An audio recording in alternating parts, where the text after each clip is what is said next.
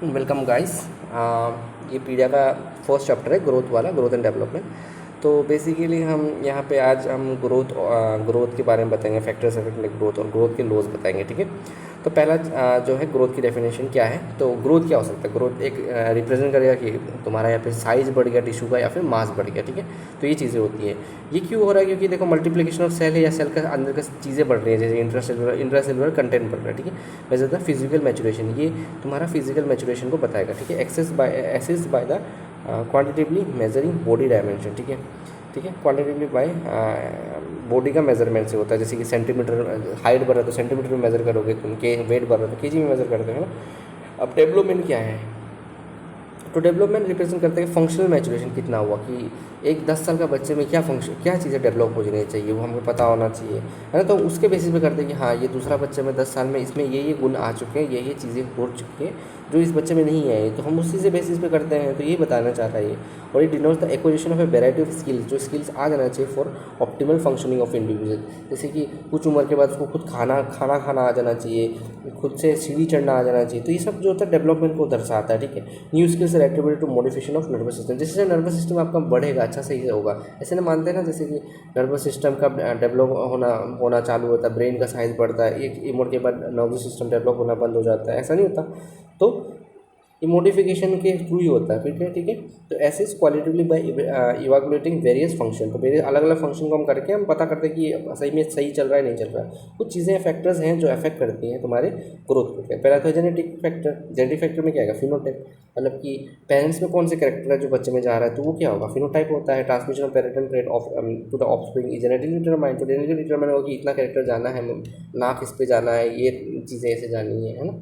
तो ये चली जाती है। फिर रेस होता है, जैसे कि अफ्रीकन्स बहुत लंबे होते हैं या वगैरह वगैरह, है ना। तो ये चीज़ें देखो, किसमें ब्लैक स्किन हुआ अफ्रीकन्स में, उसमें वाइट स्किन हुआ अफ्रीकन्स में, ये ज़्यादा होता है वैसे ज़्यादा होता है। रेस भी बहुत मैटर करता है। Growth potential of a children from the various social groups are different. ठीक है।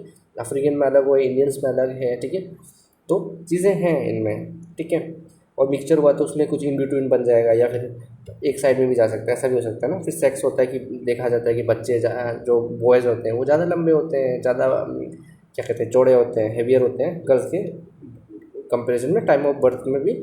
और जो ग्रोथ स्पर्ट से, मतलब जो पहला जो ये जो बोन्स का जो ग्रोथ होने का जो स्टार्ट होता है, जिसको हम क्या कहते हैं, अर्लीस्ट साइन बोलते हैं ना हम, ये प्यूबर्टी गेन करने का, है ना, ग्रोथ स्पर्ट गर्ल्स में। लेकिन हम जो विजिबल होता है वो तो थैलार्क होता है, आपको काइनी अपने पढ़ा हो तो थैलार्क होता है, लेकिन ग्रोथ स्पर्ट पहला आता है ना। तो इससे क्या होता है हम पता करते हैं। तो ये पहला तो गर्ल्स में आ रही है। फिर उसके बाद बायोलॉजिकल मैचुरेशन, जैसे कि आप देखा होगा कि अगर एक महिला को मान लो 13 साल की उम्र में आई है, तो उसकी बेटी को भी ऐसा हो जाता है कि 13 साल की उम्र पे ही उसको मेंसेस आना स्टार्ट हो जाता है। तो ये भी हो जाता है। फिर जेनेटिक डिसऑर्डर्स हुआ, टर्नर सिंड्रोम हो गया या फिर डाउन सिंड्रोम हो गया। कहते हैं ना, जैसे कि बहुत लेट उम्र में अगर शादी करो तो ना संभावना बढ़ जाती है। 35-40 के आसपास अगर शादी कर रहे हो तो डाउन सिंड्रोम होने की संभावना बढ़ती जाती है, जैसे जैसे आपकी एज बढ़ गई होगी।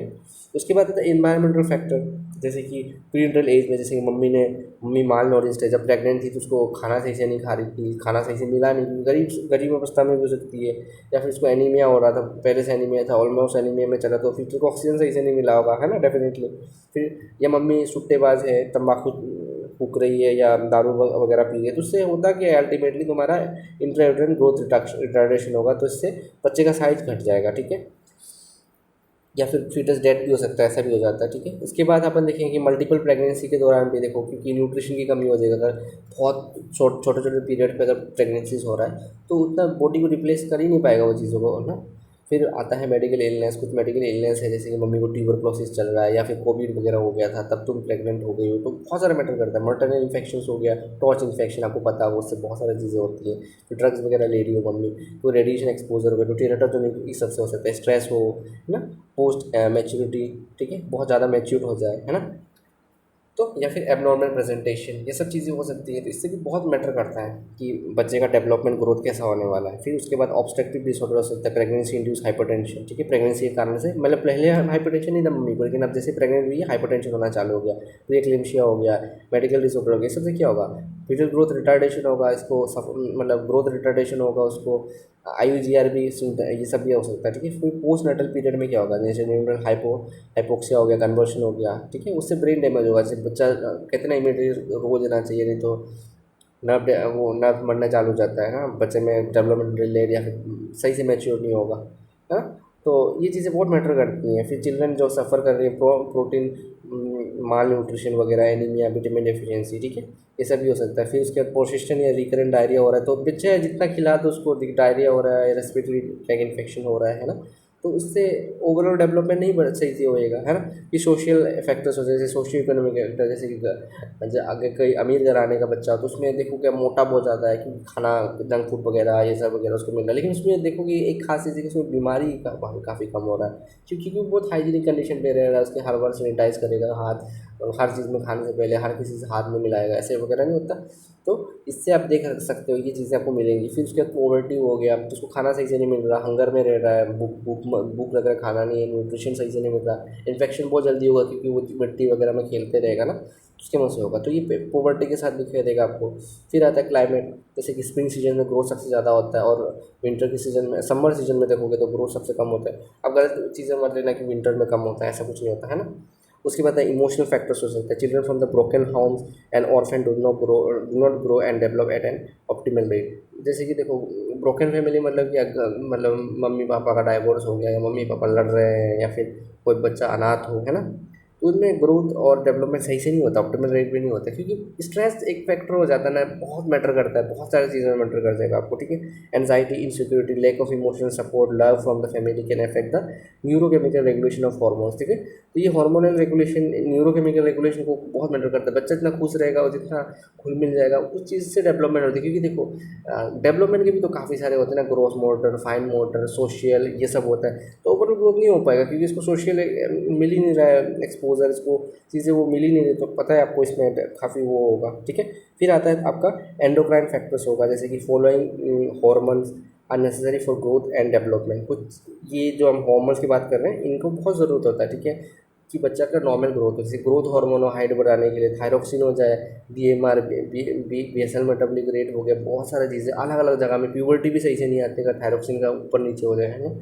फिर एंड्रोजन हो गया, मेल सेक्सुअल कैरेक्टर्स आएगा नहीं आएगा उस पर भी डिपेंड करे। इंसुलिन हो गया, देखो IGF जो बोलते हैं इन विट्रो में भी वो बढ़ाता है, हाइट बढ़ाता है। इंसुलिन ग्रोथ फैक्टर्स होते हैं जो रिलीज होते हैं बाद में, तो ये आपका ग्रोथ हार्मोन रिप्लेस कर जाता है ना। तो ये चीज़ें हैं यहाँ पे काफ़ी मैटर करेंगी। फिर उसके बाद अगर मैं लास्ट टॉपिक में चला जाऊँ आज का, जो कि है लॉज ऑफ ग्रोथ। तो ग्रोथ एक कंटिन्यूस प्रोसेस है, ठीक है। ऐसा नहीं कि ग्रो अब आज हुआ नहीं हुआ, ग्रो डेवलपमेंट में काफ़ी फ़र्क होता है, ठीक है। ग्रोथ जो कंटिन्यूस है, या फिर वो मास में बढ़ेगा या फिर मैंने बताया लेंथ में बढ़ेगा, एंड ऑर्डरली प्रोसेस होता है, ठीक है, और बहुत ऑर्डरली होता है, एक तरीके से होएगा। Growth patterns of every individual is unique, ऐसा नहीं कि हर इंडिविजुअल का सेम होगा, सबका अलग अलग है। Generally growth pattern in human being is cephalocaudal, ठीक है। सिफेलोकोडल बोले तो समझ आ रहा होगा, सर से लेके नीचे, ठीक है, and distal to the proximal, फिर डिस्टल से लेके प्रॉक्सिमल, ठीक है, दूर वाला से लेके सामने। सिफेलोकोडल हो गया, sequence of growth is same but the page of the development can be non uniform, ठीक है। सीक्वेंस ऑफ ग्रोथ सेम रहेगा, जैसे ये सिफेलोकोडल है वो सेम रहेगा, लेकिन पेज किस रफ्तार में होगा वो अलग अलग होगा, नॉन यूनिफॉर्म रहता है, ठीक है। Each fetal and infantile growth spurt is biological process, तो ईच फेटल और इन्फेंटल ग्रोथ स्पर्ट जो है बायोलॉजिकल प्रोसेस होगा। At puberty growth spurt occur due to neuro hormonal stimulation, ठीक है। न्यूरो हार्मोनल स्टिमुलेशन के वजह से ग्रोथ स्पर्ट आना लगेगा प्यूबर्टी, मैंने ऑलरेडी बताया था। ऑफ हाइपोफाइसिस बाय हाइपोथैलेमस, ठीक है, हाइपोथैलेमस से ग्रोथ हार्मोन वगैरह वगैरह रिलीज होएगा, उससे ही होने वाला है, ठीक है। तो various tissues of the body grow at different rate, तो वेरियस टिश्यू अलग अलग रफ्तार में ग्रो करेगा। Greatest growth this includes whole musculoskeletal growth, rapid in fetal life, first 3 to 4 years of life and puberty, ठीक है। तो ये हमारा आपका ग्रोथ, लॉ ऑफ ग्रोथ, ये सब मैंने आज खत्म कर दिया, ठीक है। कल एक नया चैप्टर, नया वाला टॉपिक इसी चैप्टर से मैं उठाऊंगा, धीरे धीरे करके मैं चैप्टर पूरा खत्म करके उसके बाद PDF ऑलमोस्ट खत्म करने की कोशिश करेंगे धीरे धीरे। तो बने रहे चैनल के, सब्सक्राइब करते चैनल को। Thank you.